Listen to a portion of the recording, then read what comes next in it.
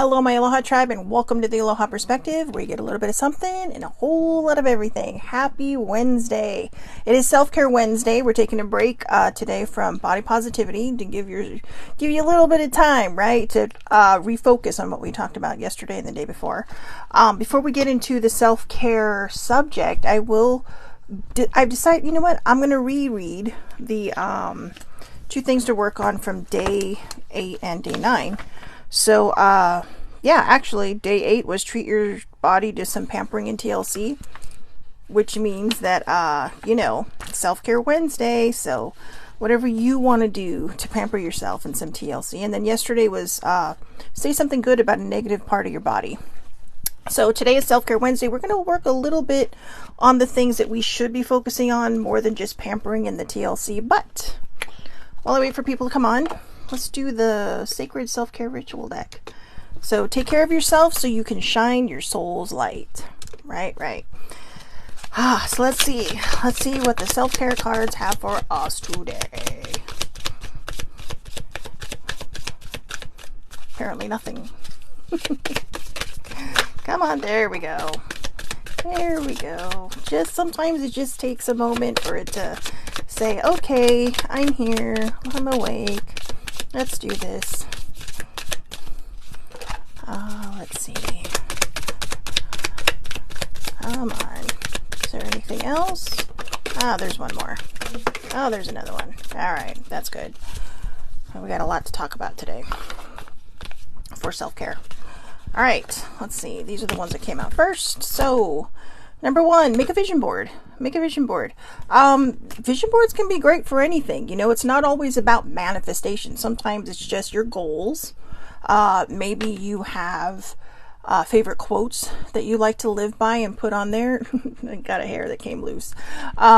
There's all different kinds of reasons for a vision board. Or maybe you are trying to manifest something, right?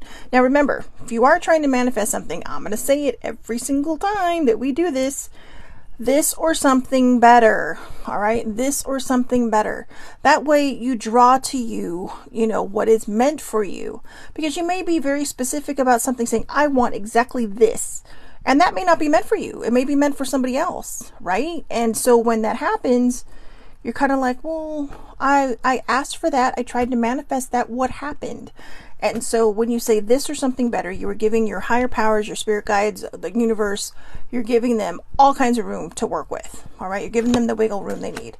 So, and like I said, vision boards can be all kinds of things. And that doesn't mean you can't ask for some specific things. Even if it's not meant for you, something very similar or better will come to you. All right. So, time with friends. Sibling and I went from having nothing to do to like hanging out with 2 sets of different people on Saturday. So, this Saturday. So it's a little bit exciting. And last weekend, even though, I got sidelined a little bit from Comic-Con on Thursday, it was nice to be able to spend some time with my friends that I don't get to see that often. So yeah, take time with your friends. It can be very therapeutic. It can be very cathartic. It could be all and everything that you want it to be. Maybe it turns into like a bit of a venting session, right? Or maybe you need to unload and open up to somebody. So time with friends is a very, very good thing for self-care. Let's see. Write a gratitude list. Gratitude lists are great, especially if you're struggling with something. I am so happy and grateful for ... Thank you. So gratitude lists are very, very wonderful, and you can do it for pretty much anything. If you're feeling low, you feel like you don't have this, that, or the other, be grateful for everything around you. If you have a roof over your head right now, if you have air conditioning because it's so freaking hot outside, water, running water, clean water, right? All this stuff that a lot of people in this world do not have. So clean your space. Be careful with the windows because you don't want birdies running into them, but clean your space. Maybe you feel a little like overwhelmed. Like my desk is so cluttered. I'm not going to even lie because, I've been working on a lot of different things and it just keeps piling and piling. And it's like, oh, I grabbed this, but I need more shelves. I need more shelves behind, my computer that I can just grab stuff off of because I got nothing but journals sitting to my left. use your hands. Use your hands to make something. Now, this may not be for everybody, but you can use your hands, you know.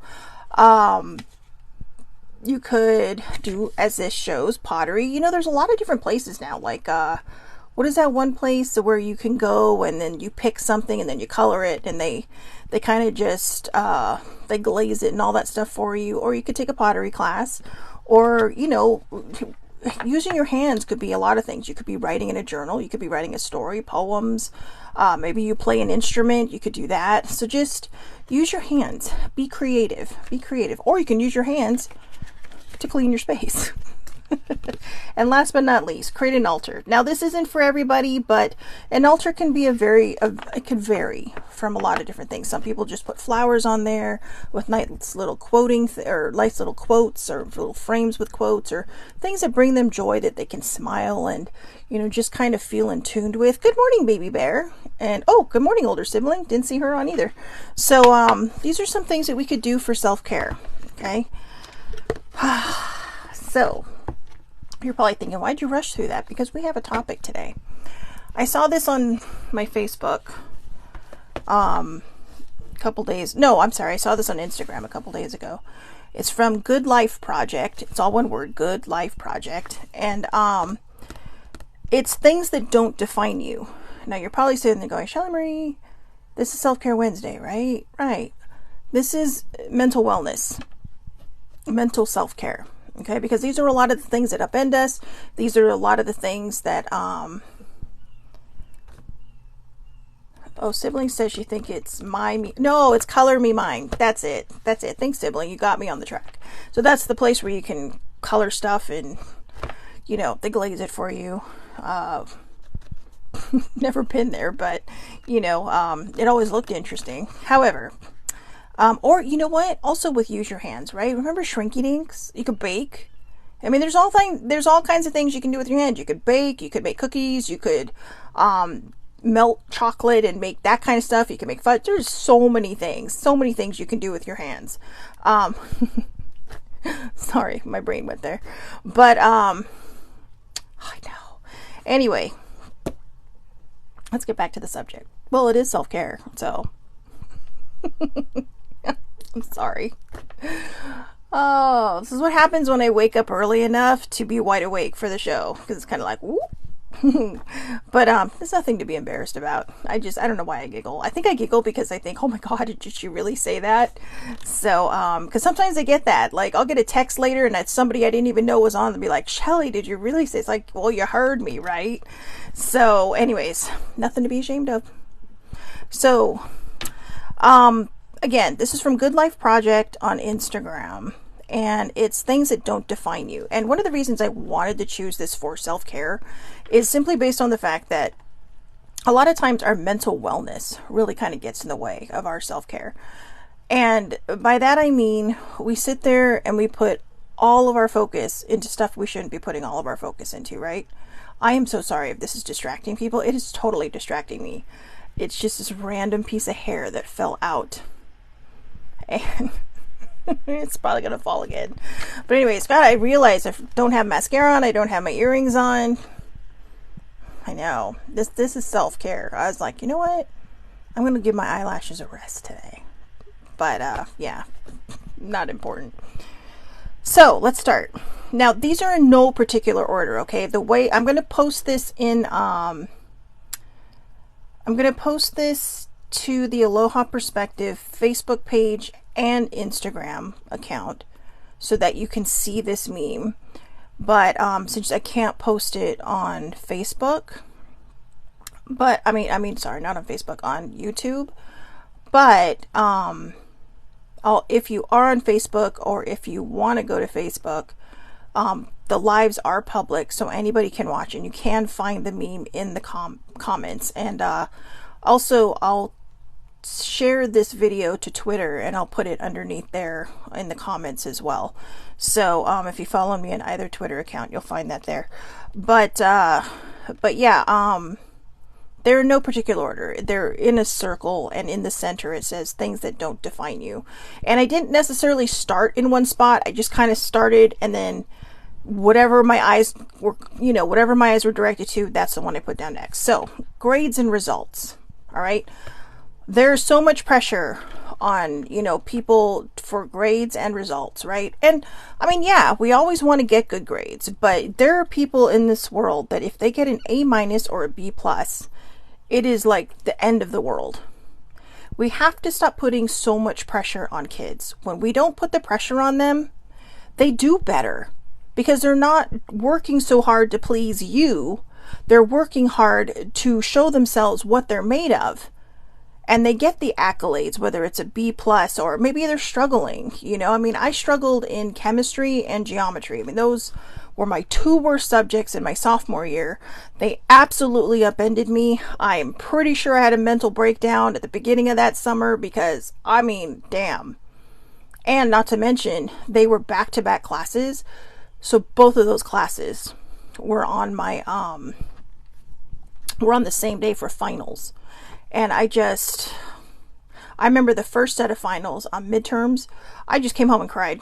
Like legit came home and cried. I'm like, I swear I failed every class. I ended up having to take geometry over in summer school. I got a C in chemistry, but I got a D in geometry straight through. And for some reason, I just couldn't get it. I love shapes, I love numbers, I love all these things, but the connect sometimes between one thing and another is just not there for me. And I don't know why. It's just always how I've been. Like, I'll see something in my head and I swear I can draw it, and I look at the paper and it's like, whoa, okay, what 2-year-old got a hold of my doodle book? So, and I'm sure a 2-year-old could probably draw better than me. But that's not the point. The point is sometimes we put so much pressure on the children to do what we want them to do. I know a lot of people that say, hey, do your best. And they're A students, but they're happy. And they're not sitting there thinking, oh, well, I gotta do this to prove myself to so-and-so. No, they do it because they love it. They love the schoolwork. They love the grades. They love the results. And it makes them feel good about themselves. I mean, they don't sit there and flaunt it to everybody around them, but they do get the accolades because they did great. But they're happy about it. They're not freaking out if they get an A- or a B+. So, sometimes we have to step back just a little bit and stop trying to live our dreams through children. I have a niece who's an A student. I think she's still in the Honor Society. Does that go into high school, or was that just grade school? I don't know if Baby Bear is still on, but it's her daughter. And I mean, the girl is amazing and she loves school. And I love that. But I also know her parents. And her parents are just, do the best you can do. Do the best you can do. Because we love you no matter what. And because of that, she's phenomenal. I mean, the girl's brain blows my mind. So, the next one, your struggles. Your struggles do not define you. I know we think they do. I know sometimes people make them feel like they do. I know some people make us feel like we make them feel like they do. But your struggles do not define you. Your struggles are not who you are. It is a struggle. Okay. So she says it does go into high school. She's now a sophomore, so she might possibly be picked again. We shall see. She totally going to get picked again. Totally going to get picked again. So, I might be a proud auntie. But yeah, I mean, that is parenting. I mean, she's the only one I know how well she does. She's in high school, so we get to see a lot of her achievements and accomplishments. So, but I mean, just we've all had that pressure put on us. We've all had this pressure to do better, be better, and sometimes it's hard. I'm not going to say I had overly pressure put on me, but I had enough pressure put on me, and it kind of broke me, And, but I mean, I will say this, because my mother told me when I got into high school, she basically demanded I do all of my requirements, get them all out of the way first. And oh man, I hated her for it. I was just like, why are you doing this to me? This is so hard. And, and of course you always had to have one elective. So there's like one fun class in the first 2 years of high school, right? But then come junior year, it started getting easier. And by senior year, I was on the honor roll and the principal's list. And I was just like, because I was skating through both years. And I had literally killed my average to about a C plus in high school.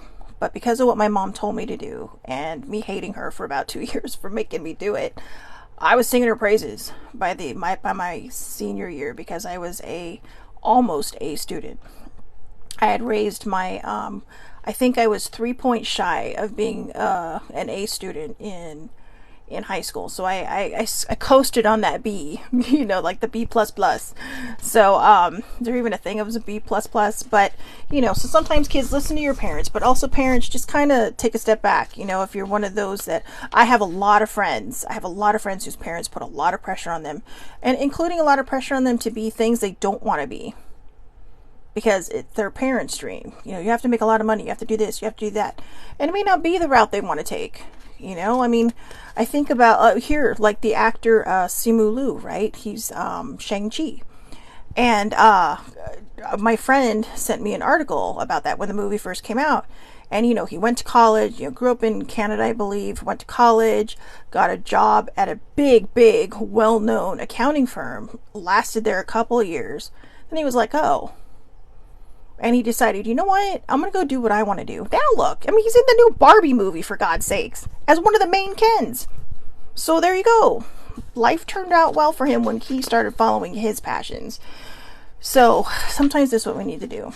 And I'm not pointing anyone out, okay? Everybody I know that has kids, it's just like, do the best you can do. Do the best you can do. I'm here if you need me, but do the best you can do. So I'm grateful to be surrounded by people like that. And I think it's because we all know from our, sorry, had a cat, from our own, struggles that, it's like, yeah, I'm not going to do that to my kid. So, and I don't have kids, so I'm just kind of talking out of my ear here. But, so again, your struggles do not define you. Your age does not define you. There's a thing right now going around called ageism. Right? But I think this goes both ways. We talk about ageism when you reach a certain age, but there's also people, who are older that think people who are younger are absolutely idiots. They're not. Come on. We always say, oh, well, that one person will one day be my age. We were once their age. So instead of belittling them, we should be guiding them, just like people guided us. People just, I grew up in a very large family, in a very large extended family as well.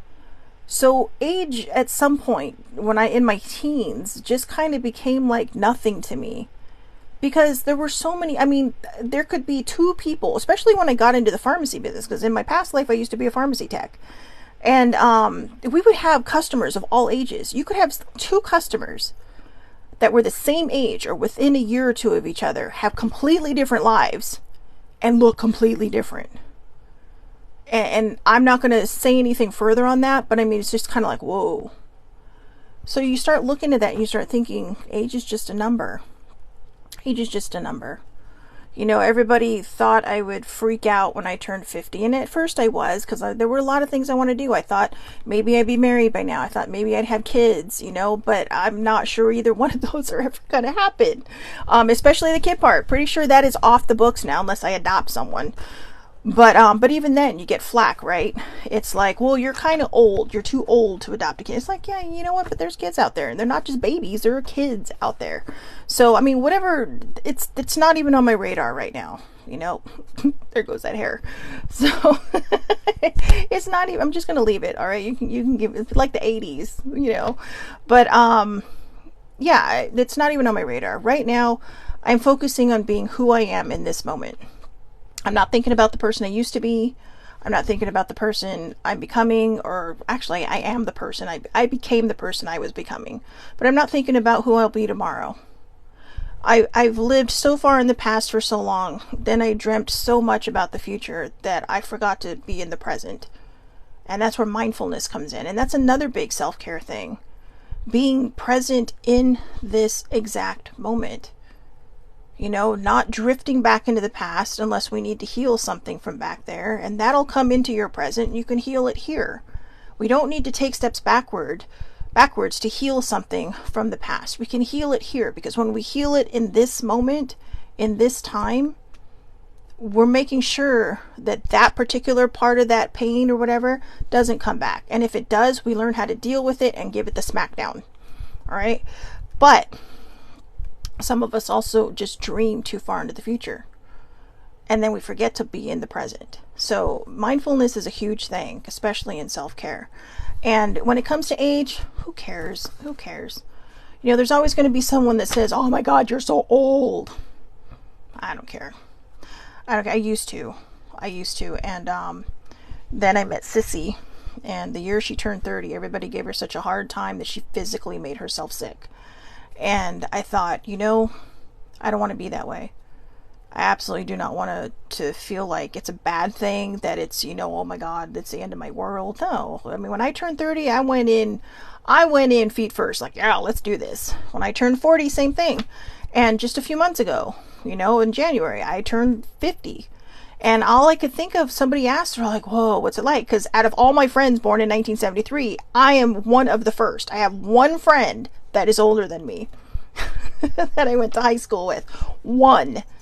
All right, because I'm early January. But all I could think of when somebody asked me there, so how's it like? And I'm like, I'm just glad to be out of the shit show that was my 40s. My 40s were rough. You know, a lot of loss, a lot of pain, a lot of healing, a lot of just, honestly, it wasn't all bad. I mean, I got to go to London for the first time, hopefully not the last time.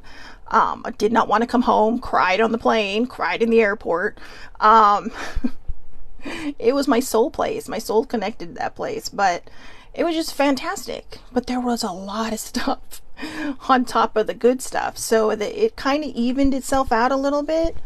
But in a way, I think my grief was worse because I lost my mom and I lost Sissy and I lost a good friend and another person. And it's just kind of like, that was a lot. So age is just a number.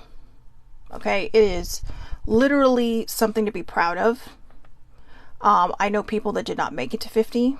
I know 2 people that passed away in my 40s that did not make it to 50. You know, actually 3 that passed away in my 40s. 1 didn't even make it to 40. 2 didn't make it to 50. So when we hit these milestones, it's like my father always says, I always celebrate the 0 years. Because you don't know if you're going to make it to the next one. Life isn't guaranteed. Tomorrow's not guaranteed. So I took it to a new level and decided that I'm going to start celebrating every 5 years. That's right. Why not? Why not, right? I mean, I celebrate my birthday every year like it's a freaking holiday, and it should be, because it's me. But anyways, hi, just trying to add humor. But yeah, don't worry about age. Okay, don't worry about age. And let's, yeah, see, baby bear knows. And let's try not to put pressure on other people about their age, right? I mean, like, oh my God. I mean, if it's a kid, I get it. Okay, I get it. I remember when I was dating this one guy, his friend's daughter had the biggest crush on him, right? And he was older than me by about 3 years, and I was older than her by about 15 years. So he was about 18 years older than her. And she's like, how old are you, Shelly? And it's just like, oh, I was 25. I was 25 at the time. And she's like, wow. And I'm like, what's that supposed to mean? Actually, I was 13 years older than her. And I said, what's that supposed to mean? And she's like, because she's like, I'm going to marry him when I'm older. I'm like, okay, you know, it's 12, let's entertain her. And who knows, because we did not last. But she just looked at me, she's like, wow, that's old. And I said, you do realize he's 3 years older than me, right? She's like, whoa, really? That is old. And we just started laughing, because she looks at me, she's like, oh my God, I'm so sorry. I didn't mean to say this. Like, it's okay. It's okay. It's like, when I was your age, I was sitting there like, wow. But now, like I said, when I hit my teens, age became relative. It really, you're as old as you feel. You know, sometimes I feel like I'm 1,000. But the next thing that does not define you, your clothes size. Now, there's another one over here that's kind of going to go with this one, and they were not next to each other in the chart. But your clothes size. Your clothes size does not define you. For some people in society, it defines you. Okay, for some designers in the world, it defines you. But for the other ones who see those of us who are average or above average, it does not define you. I don't care if you're a 0 or a 25. Your size does not define you. Sissy was a 0, but she wore a 2 because she was tall. She was like 5'8", and zeros, unfortunately, were short. You know, I mean, nobody thought about that back then, right? Nobody thought about the fact that women are all shapes and sizes. I mean, you know, with men's jeans and stuff, sometimes you can find the one because it's like, oh, well, we have a 34, but you know, and length is different. I mean, they actually size men better than they size women. I think they think that if you're a size 0, you're about 5 feet tall. Not all size 0s are munchkins. Okay, not all size 0s are hobbit size. Some size 0s are 5'8" or taller. And so Sissy would have a problem with that. And I could see how it would frustrate her because she didn't really have a lot of hips. So, I mean, she would have to wear a belt all the time to keep stuff on. And I think eventually she discovered leggings. And leggings were her best friend because, you know, she could wear them under cute blouses and not have to worry about them. But, you know, a lot of people didn't understand that, you know, or I remember when she got cancer and she started losing weight. And she was really thin at that point, probably below 0 at that point. And people would make mean comments like, you know, oh, she needs to eat, or what's wrong with her, because she was in treatment, but the treatment was not chemo. It was an alternative treatment that they had come up with for the kind of breast cancer that she had, so she didn't lose her hair. So people think because she has hair that, oh, you know, she's skinny, and I would see how much it hurt her. And that might have been what changed her mind when she said to me, you know what, you got to work on what's up here.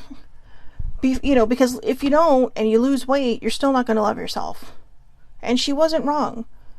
So I've heard it from both sides. I mean, when I was thin, I heard it. So your clothes size does not define you. Now, that being said, it would be nice if somebody who works with plus size people would design something that does not make us look like we're wearing a potato sack. Or like, you know, we're going to the senior club at the end of the day. And I don't mean that to be mean, because I am kind of doing that ageism thing there. But, you know, there are certain ways that older women like to dress. And there are certain ways that women of all ages like to dress. You know, I hear people say, oh, well, that's not appropriate for her to be wearing. Why? I also hear, oh, women past 50 shouldn't grow their hair long. Fuck you. My hair is almost halfway down my back. And I'm sorry if I'm sweary, but I want to make the point that we got to stop telling people how they should and should not look. If there is an 80-year-old woman out there who wants to walk down the street in something a 25-year-old is wearing and she rocks that outfit because her confidence is sky high, leave her alone. Because I will tell you, if I'm walking behind her and I hear you, we're going to have words. And I know how to do that because older sibling has a she has a half and half jersey I'm not very fond of for sporting events. And she walks through the arena going, what do you mean? Nobody bothers me. That's because I hear them and she does not. So I'm not afraid to say something. And I won't be mean about it. I'll just say, what's their issue? Because a lot of times people say shit and they don't realize they're saying it out loud. Leave them alone. Let them be who they want to be. Let them wear what they want to wear. But for those of you listening out there who design clothes, please design something that some of us plus size people can wear that doesn't break the bank. Okay? Because not everybody has that kind of money out there that can just go and afford, you know, whatever you're putting out there. And I get it. See? Sibling, you might want to check that comment. Also, sibling's hair is, yeah, it's almost to her waist. And she's in her mid-60s. According to her comment, she's not. But, you know, my dear wonderful sister does suffer from dyslexia. I'm not making fun of that. So, I do too. Very mildly, but I do too. That's probably a topic for another day. So I was watching a movie the other day, and that's exactly what the guy had, but it hadn't been diagnosed yet, and poor sibling. Yeah, that, like I said, that's a story for another day. But your clothes do not define you. Your clothes size does not define you. Okay? Either or. So, and I did not mean for my comment earlier about how some women do choose to wear, and I think they do that because it's airy, it's comfortable. I mean, God, I've had some tops that I've seen the older ladies rocking, and people are like, wow, that looks amazing on you. And it's like, ooh, okay. But sometimes it's because it's what all you can find in plus size, and it's comfortable, right? I mean, that's one of the reasons why I wear a lot of these during my show. These are kind of like my show uniforms now, but they're so comfortable and they're loose. So I know some people would just say, well, lose weight. You don't have to have that problem. And it's like, it doesn't matter if you lose weight. Okay, I have a weird shaped body. I have a very hourglassy type body. But, you know, so not everything fits my hips. So anyways, your clothes size do not define you. Your job does not define you. I was an administrative assistant, and there were a lot of times when I would just feel like I was the bottom of the totem pole. I was at the low end of the stick, right? And I had one boss come in. She wasn't my last boss, but she was my second to last boss.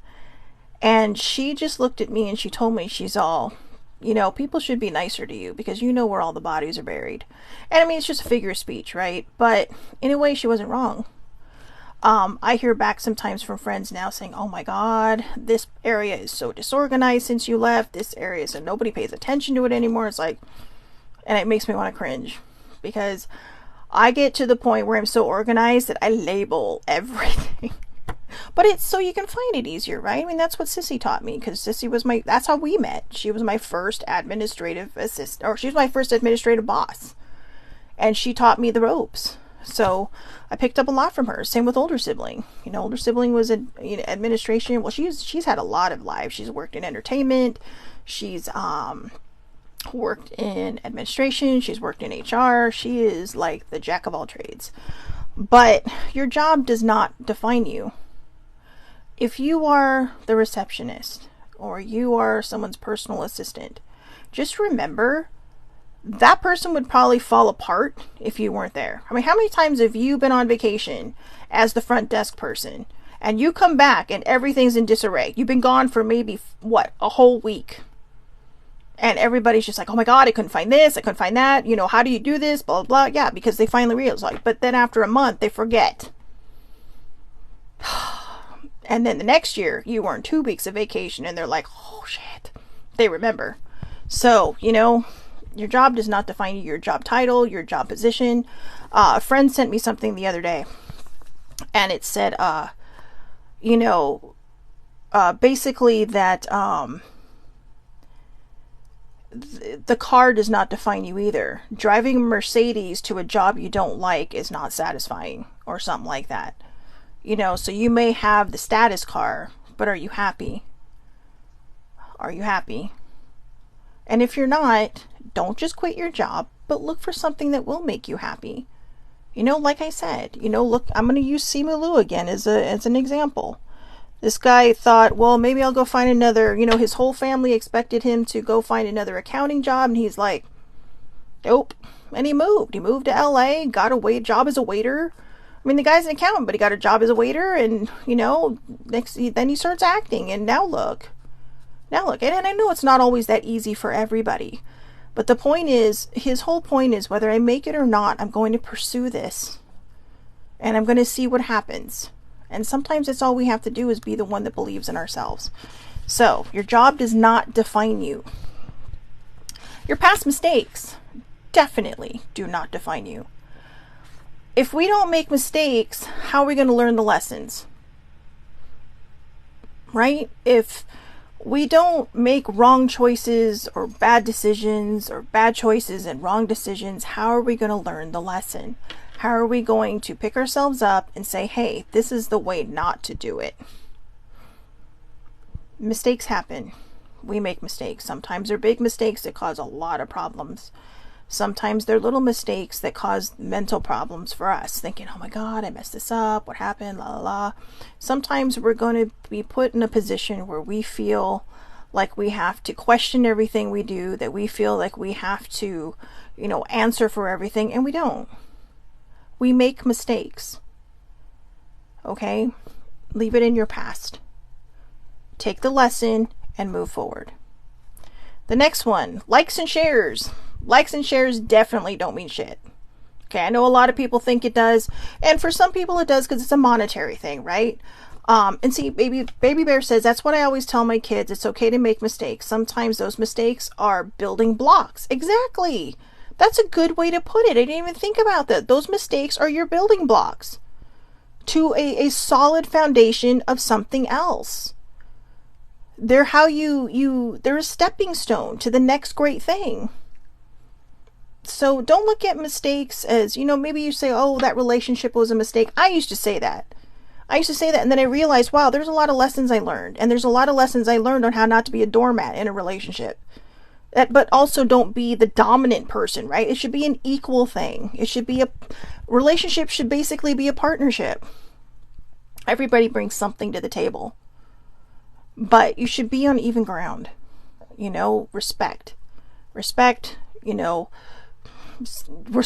respect.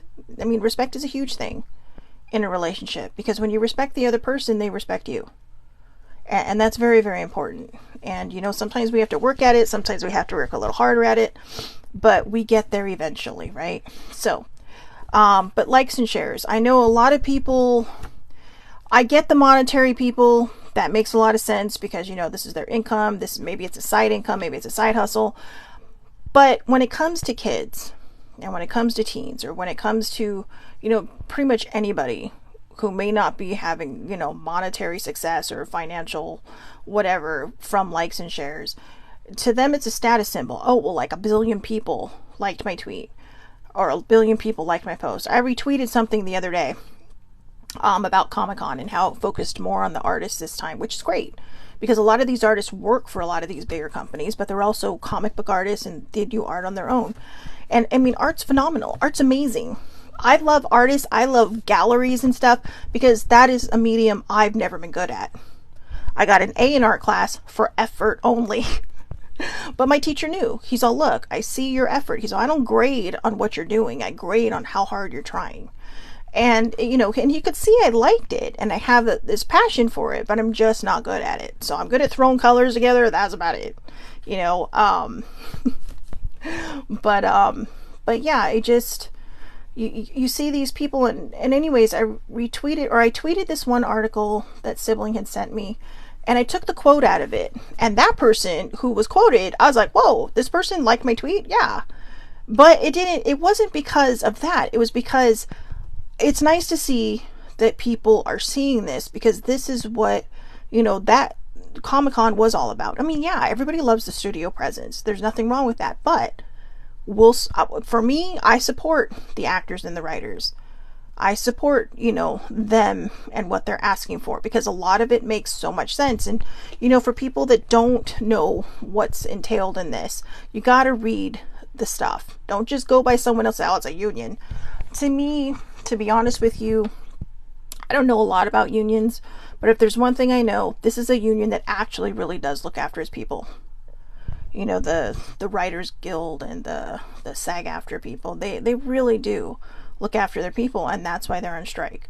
So, but the thing is when this got, I mean, it's been retweeted a few times, and it wasn't about the likes and shares. I was like, whoa, I didn't realize this many people saw it. So it's like, wow, it more blew my mind in the sense that people saw the tweet, because most people don't. I make these, sometimes I make these really funny tweets and they just, but I don't care about likes and shares.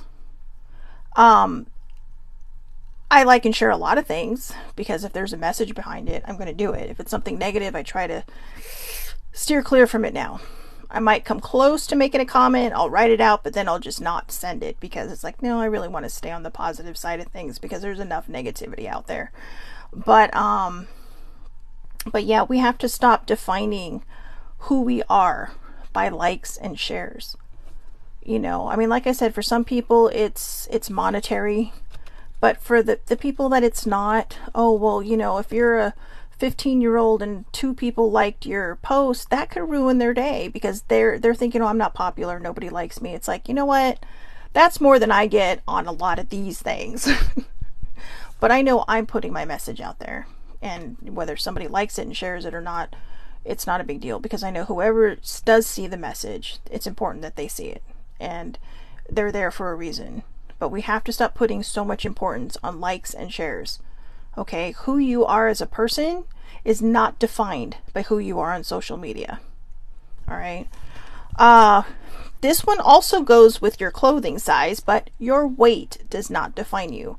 I really needed to see that because sometimes it feels like my weight does define me. You know, sometimes I try to beat people to the punch by making a joke about myself, or sometimes people are just staring into space and I automatically think, oh, they're judging me. My body positivity struggles hard. And that's why we're doing the 30 non-consecutive days of body positivity, which is only Monday, Tuesday, and Thursday, okay? Monday, Tuesday, Thursday are the days that we do that, so you have the other 4 days to think about all these things. But we have put so much pressure on what we look like in society that we kind of pushed ourselves back, right? I mean, there was a time when, I think it was at the Renaissance era where, there was a time when women were not skinny. In fact, the plumper they were, the more popular they were, because that meant that they were probably of the upper echelon because, they had food, right? They weren't struggling in the streets like the other people. And it was kind of a status symbol. But somewhere along the way, we decided that society was going to once again plant their ideas on how we should look. And I have to say, more power to all the accounts out there that are trying to break that stigma, because it is a stigma. It is a stigma. There was a great line in the Barbie movie. I'm probably going to share it tomorrow. I'm not going to share the whole monologue, although the Feminist News posted the whole monologue, but I had already posted it from a friend who had copied and pasted it into her thing. And it's on my Facebook page. Well, I think you have to be friends with me to see that one. But, or you can, if you're on Facebook, it's under Feminist News, and they posted, it was America Ferrera's monologue in Barbie. And there were some lines in there that just, they blew my mind. They blew my mind, because I was in tears. Even older siblings like, are you okay? And I'm like, yeah. I said, this is just really touching me in the feels right now, because I feel seen. I feel seen. I know a lot of people, there was one lady complaining. I don't think she saw the movie or the trailer. There's no inclusivity in this movie. We're the people of color. Hello, Issa Rae played Barbie president. Hi, Simu Liu was one of the Kens. It's like America Ferrera. But yeah, so don't judge the movie until you've seen it, okay? Because it's nothing like I thought it would be. I didn't want to see it either. Then I saw the trailer. I'm like, actually, that looks kind of cute. Then I saw the movie. It's like, wow, what a message. What a message. So it's very empowering. And it doesn't have to be just empowering to little girls. It can be empowering, or to women, period. It can be empowering to anybody. Because even Ken gets his empowering moment. All right? And I don't mean the middle part. I mean when he and Barbie, have the big talk at the end. So, I'm trying not to give anything away. The movie's been out for almost a week. So, still trying not to give spoilers. But I know a lot of people were concerned that people wouldn't be seen. And this is kind of where weight comes in. This is why, again, we're doing the body positivity. Because it's so important for us to stop judging people by who we see on the outside. You could have someone at any size that could be a total dick, right? To anybody. And then that might be the person that you're saying, oh, wow, blah, blah, blah. And then you have the other person that you might be judging, and they might be the nicest person in the planet. And I'm not putting size on either one of them, because this, like I said, this goes both ways. There are plus size people who look down on thinner people. There are thinner people who look down on plus size people. And if somehow we could find a way to come together in the middle, everybody would realize, oh, we have so much in common. I don't know, even my therapist, because I'm all like, well, no one's going to want me at my size. And she's all, you need to open your eyes and look around. She's all, I know you have seen people and women your size with men that you think you can't have. I mean, not their husbands or boyfriends or whatever, but And she's all, you just have to be yourself. She's all, The right person will be attracted to your confidence. The right person will be attracted to who you are. You know, you may have to kiss a few frogs along the way. I've kissed enough frogs along the way. At one point, I think the frog was just a better choice. I'm sorry, that's so mean. But, see, I got a mean streak in me too. But yeah, I'm not saying this as a plus size girl. I'm saying this as a girl who has been a skinny mini, pretty average and plus size, that we have to stop defining ourselves by our weight. We have to stop looking at people and going, ugh. We have to stop looking at the color of someone's skin, the type of hair somebody has, how tall they are, how short they are, how fat they are, how skinny they are, whatever. We have to stop looking at that. Because in the end, these are just a meat case, right? At the end of the day, we're in a meat case. And when we die, we're just energy. We are walking around like, ghosts without a body. Well, basically that is what it is, a ghost without a body.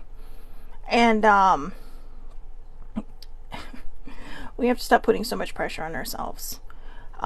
If you're an emotional eater like me, when we put pressure, when we look around and we try to fit into society's norms, we might stupidly diet. And I say stupidly, and I do not take that back, and I'm not sorry for saying that, because 10 times out of 10, it is probably not going to work.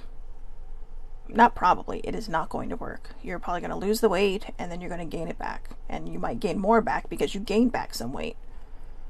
A person that loses 10 pounds and gains 1 pound back, and they have a mental hook in their head that says, I gotta fit into society's norms, that 1 pound can lead to 10 more. Now all of a sudden, you've gained back what you've lost plus 1. And then you see that plus 1 and you're like, oh my God. So you eat some more because you're depressed, because you're back on this hamster wheel. And it keeps adding and adding and adding and adding and adding. Until we finally stop and look at ourselves in the mirror and say, when is enough enough? When do I stop and see myself? When do I stop and start loving the person in the mirror? No matter what size I am, no matter what other people say. Don't listen to other people's words. And that is the segue to the last thing that should not define you. What other people think of you. What other people think of you should not define you. I have a favorite saying that, has helped me, has benefited me along the way. Sometimes I forget it, but for the most part, I try to remember it. What other people think of you is none of your business. And you might be thinking, oh yeah, it's my business. We're going to throw down if I find out what they said. No, it's none of your business. That's their insecurity. Don't start a fight with someone over their insecurity. That may be them saying in the back of their head, oh my God, that girl is so blah, blah, blah. Because they might be afraid that, they might be that way.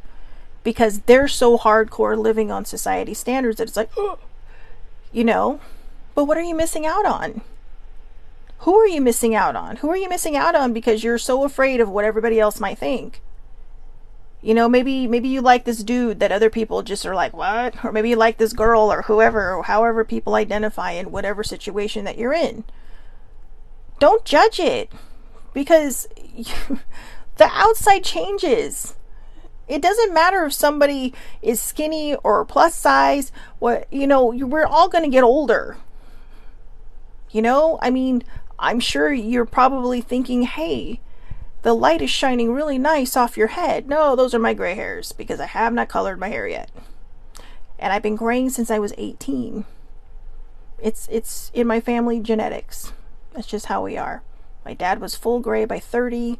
My mom, bless her heart, only grayed right here. She only grayed on the temples until she got cancer. And then all of a sudden, she started graying a lot. But that's because of the treatments.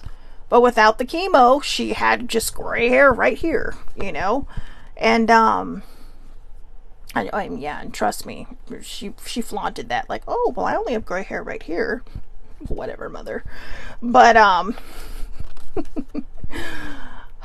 but yeah, let's try to work on not letting other people's thoughts define us.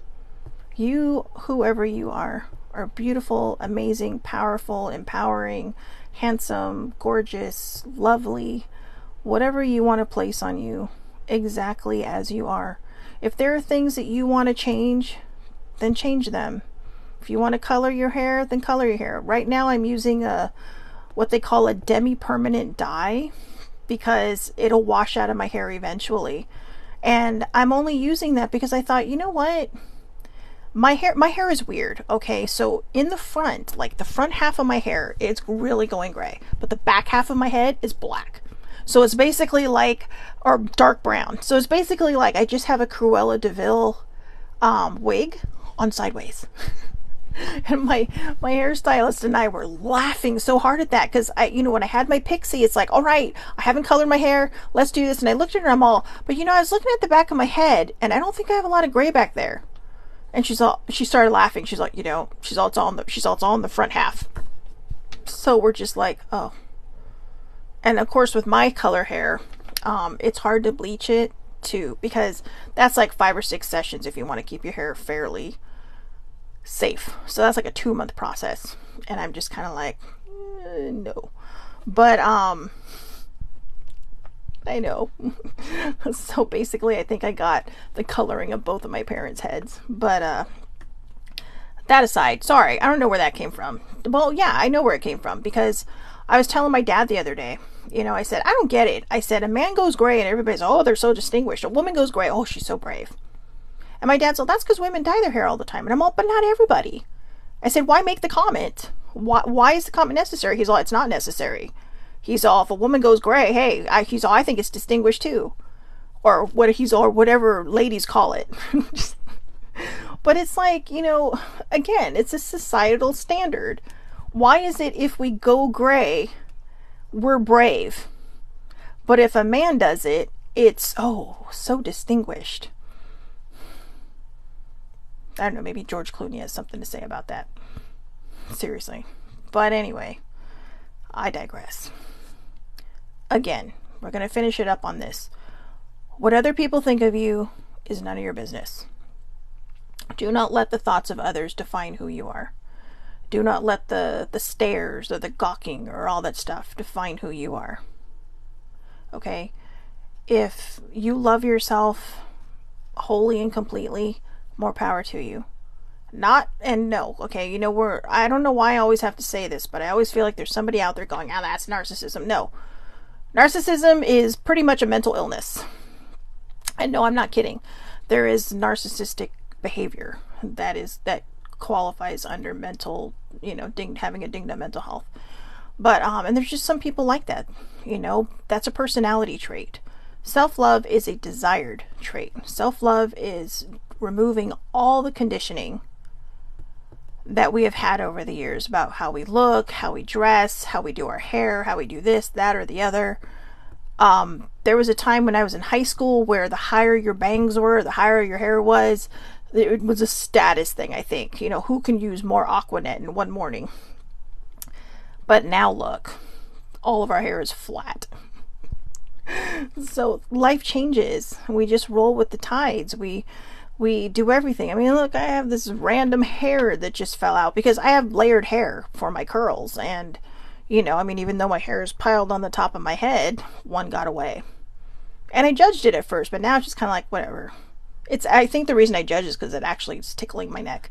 But yeah, we have to stop looking at people and, admire them for their courage if you have to. Or just admire them for being so happy in their bodies. Because a lot of times when we look at people and, we look down on them, it's because we probably have some hidden insecurity inside of us. I look at all different types of people and say, wow, I wish I could rock that outfit. And it's not because of my size. It's just because I don't have the confidence to do a lot of things. When I wear something that makes me feel confident, man, I feel like $1,000,000 and everybody knows it and I get all kinds of compliments. And it's not because of the outfit. It's because I'm owning it. So go out there, no matter what you're wearing, no matter what size you are, no matter what your hair looks like, go out there and own your life. Go out there and own who you are. Give yourself the proper self-care. This has been all about the mental health self-care. You don't have to have a dinged up mental health to think poorly of yourself. That just adds to it. That's like having, thinking poorly of yourself on steroids when you have a dinged up mental health. But all in all, It still comes out a wash. You know, or as they say, it still comes out the same in the wash, right? Because we're all just looking down on ourselves, and for what? Because society says this is how it shouldn't be. Fuck that. Okay? Sorry. I really gotta stop apologizing for my swearing. Baby sibling told me not to do that anymore. She's all, hey, you are who you are, and you do what you do. So, yeah, fuck that. So, oh, thank you, baby bear. She says, this has got to be one of my most favorite lives you've ever done. Loved every subject you were touching on. Thank you. Again, I'm going to post this meme. Wait, stop swearing? No, she told me just to be who I am. She said she doesn't care if I swear. But, don't put me in a box, kid. So, but no, like I said, this comes from Good Life Project on Instagram. And it is the things that don't define you. So I will put this in the comments. And, you know, so yeah, I'm not going to stop swearing. But, oh, she said keep swearing. I'm all like, wait a minute, because you know how I roll, girl. I don't swear around kids, though. Okay, sometimes it might slip, but I'm not the only one. But I will not be the first person to swear in front of a kid, even when I'm driving. So, you know, baby bear, I love you. You're so funny. But yeah, no, I know. I'm like, wait a minute, that doesn't sound like her. But yeah, so no, I mean, honestly though, I try not to on my lives just because. But yeah. But yeah, no, I promise when it comes to kids, I really try to keep I think my brain just knows, right? My brain just knows. Like even when I'm driving with kids in the car or other people in the car, unless it's my dad or older sibling or, you know, someone close to me, I don't even yell at people when other people are in the car when I'm driving. Like, oh my God. I just sit there and hold it all in and say it in my head. Like, you got to be joking me right now. What is wrong with these people? So, this has been a fun live. And the subject, not exactly the most fun, but I've tried to put it in a perspective that really kind of makes us think about it. So again, just to cover again once more before I let you go, things that do not define you: grades and results, your struggles, your age, your clothes size, your job, your past mistakes, likes and shares, your weight, and what other people think of you. All right? You're swearing. We'll add one more. Swearing does not define you. Hey, they say the more people that drop the F-bomb are smart. So, you know, I have a pretty decent IQ, so hey, you know. But anyways, again, I digress. I'm digressing a lot in this. I'll be honest with you, I think I'm just really chatty today because I've gone through some really kind of deep shadow work in the last couple of days. And I'm still going through it, but boy, I'm starting to feel like $1,000,000 just being who I am, just covering all these things and hearing the words coming out of my mouth as well that are hitting my ear and being processed, because I do want to see a beautiful person when I look in the mirror, and I don't want to see somebody who feels pushed down by life's expectations, by society's expectations. Okay, what the majority of society thinks, they probably don't even give a shit. They really don't. It's a very few amount of people that think this way, and we all take their word for it. And we have to break that stigma. We have to stop that. Because, like I said, I don't care who you are, what you look like, how tall, short, wide, not wide you are. You are amazing. You're wonderful. You're a lovable human being. And if you want to change something, change it for the right reasons. If you want to change something, don't make excuses for it. Just if it makes you happier, do it. But, you know, think it through first if it's a major drastic change, okay? Because sometimes we do things. Make sure it is for yourself. If you are going to do something to change, make sure it is for you and nobody else. Because you are the one who spends your entire life, every moment, every second, every millisecond of every day with you. And you are the one that you should be making happy first. Because when we pour from a full cup, everybody benefits. But we have to make sure our cup is full first. All right. So I hope everybody has a wonderful, wonderful day. We'll be back here tomorrow for day 10 of, oh, there's 11 of these. I'm sorry. I thought there was only 10. So there's 11 of these. Day 10 of body positivity. of day 10 of 30 non-consecutive days of body positivity. So that'll be tomorrow. I hope everybody has a wonderful, wonderful day. Please, please, please take care of yourself. Self-care leads to self-love, and self-love leads to self-respect, self-worth, self-acceptance, self-awareness, all those wonderful things. All the selves go together. They are a family of building confidence. They are your foundation. Okay, so again, have a great, great day, everybody. I'll see you back here tomorrow, 8:30 a.m. Pacific time, Facebook Live. All lives are public. You can catch me here, or you can catch me on the replay on the Aloha Perspective page, or on YouTube. If you follow me on Twitter, I will post the meme there as well.